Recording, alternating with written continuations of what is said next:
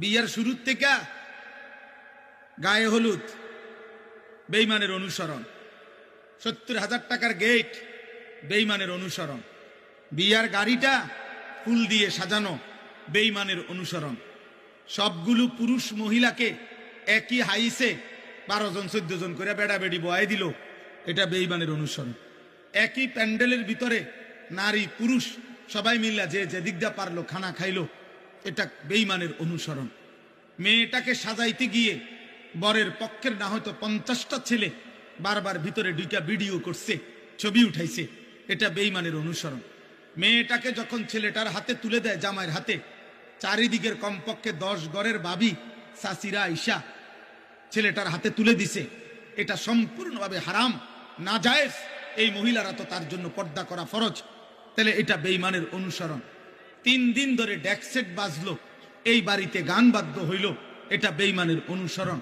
মালিকের এতগুলো নাফরমানি করে এই নাফরমান অভিভাবক এবার একজন হুজুর রে বলতেছে, হুজুর দোয়া করে দেন খাস করে আল্লাহ যেন বরকত দেয়।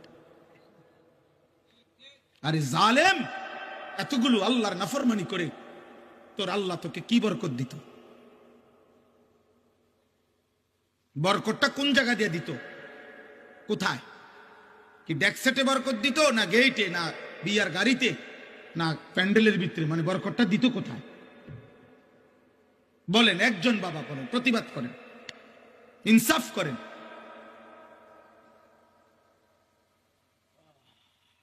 ইনসাফ করেন, ইনসাফ করেন। নওজওয়ান তোমরা মনে রাখো বাপ, আল্লাহ তোমরে হায়াত দিলে তোমরা আরো বাঁচবা। আমরা দোয়া করি আগামী তোমাদের যাদের বয়স 14, 16, 18, 20, 22, 25, আল্লাহ হায়াত দিলে তোমরা আরো 20 বছর 40 বছর আরো বাঁচবা ইনশাআল্লাহ। তোমরা যে পরিমাণ গুনার নাফরমানি দিয়ে নিজেদের জীবন সাজাচ্ছ, তোমরা আগামী দিনে সুখ খুঁজেও পাইবা না।